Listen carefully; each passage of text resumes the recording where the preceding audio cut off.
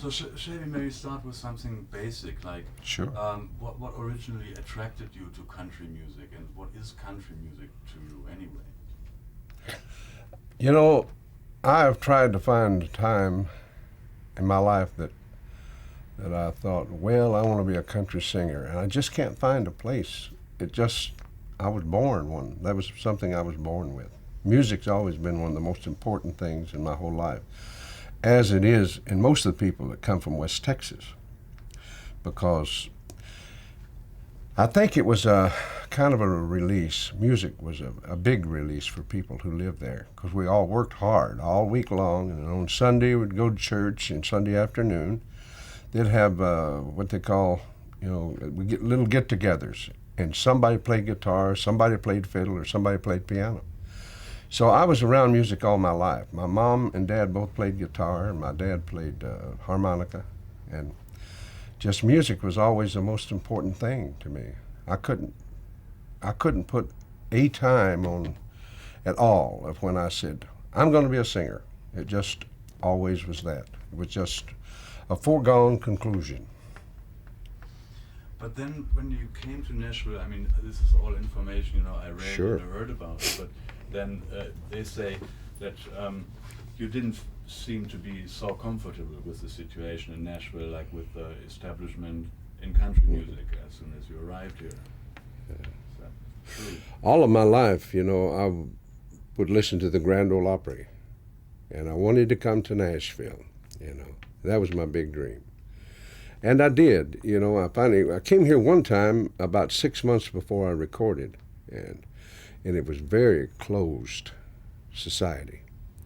It was very cold toward it. But then when they wanted me here and asked me to come here, then they were really just excited, and everybody says, we love you. But I found out pretty quick that that's not necessarily true. Record companies are big corporations, and you are a number in a computer. Now, if that computer kicks your number out, you're in trouble.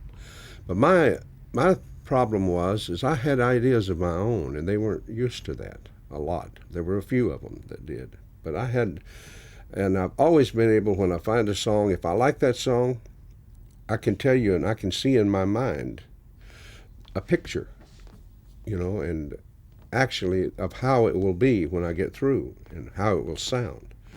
That's what I have. I have my own ideas, and I've always had those. Well, that was kind of foreign to them, They didn't have that many people that had that many ideas, and I just wanted a little freedom. I didn't want to sound like everybody else, I had my own sound singing, but and I liked things with an edge, something that really, rocking a little bit. Not to change as much as just to to broaden the base of country music. I always said why, and why was not a welcome word in Nashville when I came here. When I wanted to do something, they'd say, well, you can't do that, and I'd always say why. And that's carried over to the way I've raised my children. I've always said, if I say you can't do that, and you still have the right to say why, and if I don't have a good answer, then you can. We in Germany, there's a lot of people have a problem with country music because they think that this is a genre or a world that's particularly or especially has something to do, with false pretensions, false emotions in a way, like pretended emotions, something untrue in a way. It's on one hand, it has its roots, it's really based in a folk tradition, but then that it became something, all this rhinestone stuff, and so much of a fake thing or so, and which seems kind of contradictory to everything that makes your work. I think you said it partly, but isn't that? I can understand how people would be kind of confused by the way some of the dress, some of the sounds. But you have to remember what country music is. Country music is not a dress. It's not not particularly a sound or an instrument. It's in here. It's something that I've always said that country music is in the soul of the singer, or the soul of the song. My perfect example, you've heard of Roy Acuff. I've always said, now, you could get Roy Acuff and the Smoky Mountain Boys, which is his band, with the fiddles and the guitars and all that, and let them sing Wabash Cannonball, which is an old standard. Well, within modern technology, you can put them on record. Then you take all of the Smoky Mountain Boys off and just leave Roy Acuff on there. And you put Henry Mancini's orchestra. You haven't changed anything. You still have Roy Acuff singing Wabash Cannonball, and that's what country music is. It's in the song. And now we have some different things nowadays, where guys dance and everything. And some of them are great, and some of them are just imitators, and we have a lot of that now. But we've always had some of that. There's just a lot more of them now, is the way it is. But, and they have their place. They're really, that's for the younger generation of country fans. And there's the medium, and then there's the older ones, that like Willie Nelson. Not me, I'm not old. But anyway, it's all of those things are true and all of them are untrue. So how does that for a really political answer? Well, I mean, there seem to be some obvious parallels or like connections you had with a couple of guys in the business, or well, not so much in the business, but in the music. Yes. Rather say that. Well, what made the? I mean, I guess that's also very hard to answer, but I mean. What made the connection you had to, like, you lived together with Johnny Cash, I heard, right, in the early days already, and then it went on and Willie Nelson and so forth, the Highwaymen in the end now. What makes this connection? I think the main connection that Johnny Cash and Willie Nelson, Kris Kristofferson and I have is freedom. I've never tried to change them, and they've never tried to change me. We're individuals, and we like people who are individuals. We like people who do things their own way. We don't like mean people. Johnny Cash and I, our lives have been so parallel, right down to how many children we have, the problems we've had, and he's just one of the most pure friends I've ever had in my life. And these guys are people that I don't care where I'm at or what I'm doing. If I need them, truly need them, they'll be there without question. It has nothing to do with the music. I don't know as we're real big fans of each other, singing. I love what they do. Yeah, there's some songs. And we're just friends, It's just musical friends and soul buddies and soul pals. The thing about us, as you said, we were talking though, is like it is the main thing. I think the freedom, and not trying to change one another. You seem to have, apart from the stuff you write on your own, you seem to have a certain preference for certain authors or writers. Like Michael Newbury, for instance. Yeah. Could you say what makes it so interesting? What's the quality you find in songs he writes, which maybe then refers to what you do on your own, what you find important for yourself to? Mickey Newbury is a great artist as well as a great writer. The thing I think I find in Mickey is the way he hones his songs. They're just perfect, I mean, he just... Kris Kristofferson is another one, Now, I'm a songwriter, and I write a lot of my own songs, but I'm also a good song doctor, and I'm a good interpreter.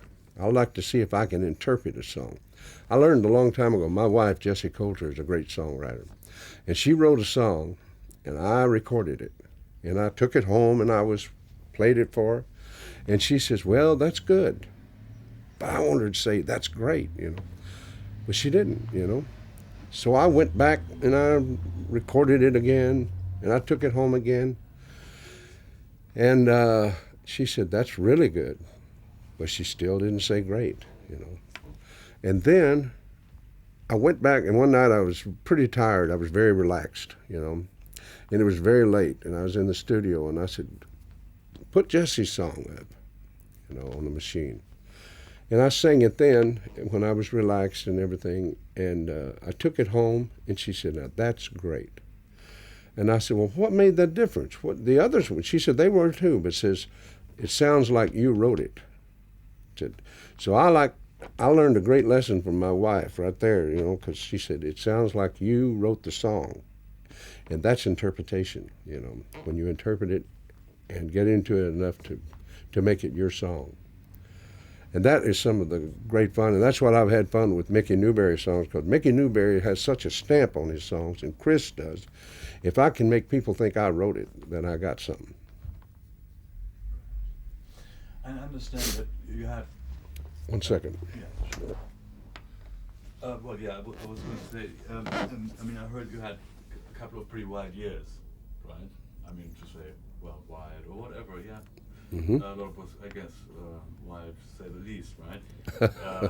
Yeah, you might. And I heard again this line I like very much in one of your songs.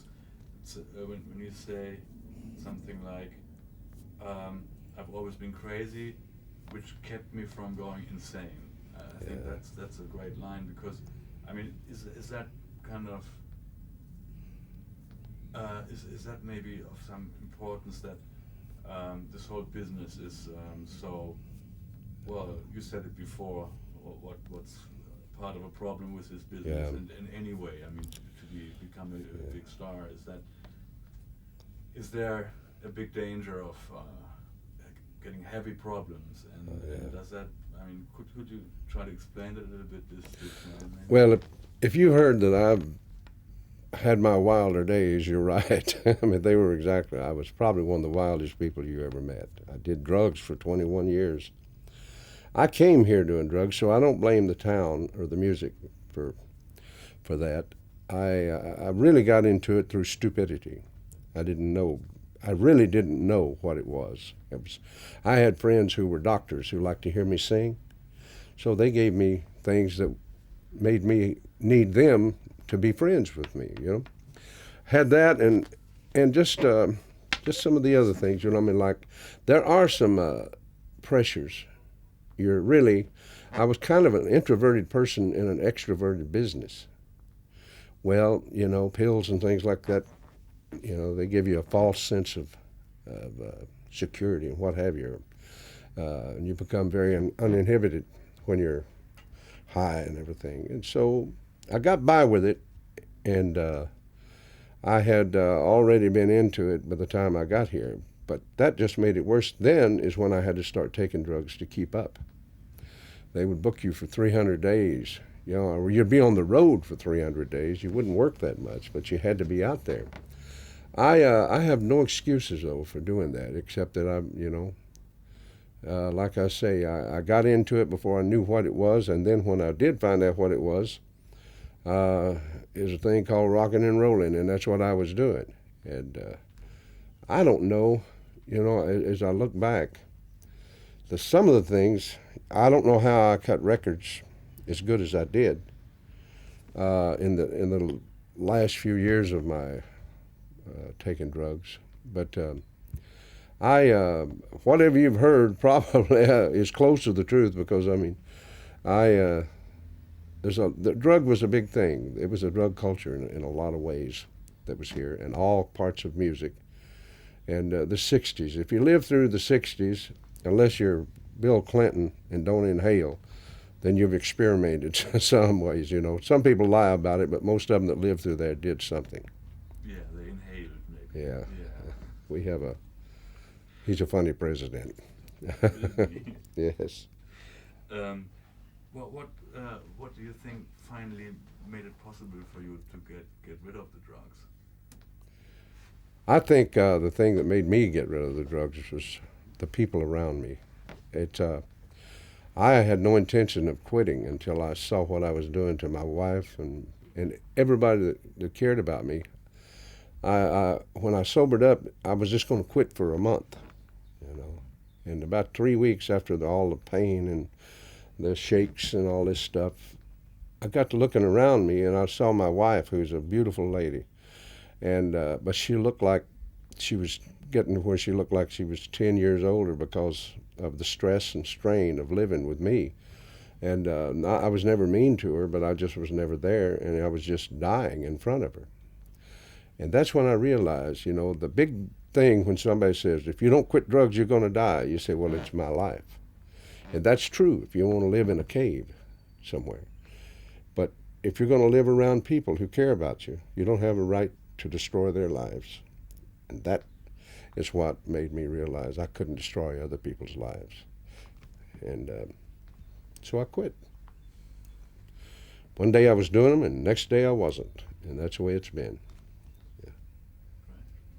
One of my great accomplishments in life, it really was. They said it was 1,000,000 to 1. The doctor said 2 or 3 million to 1 that anyone could do it like that. See, I was doing $1,500 a day. It's what my habit was costing me. Ooh, I wish I had that money back.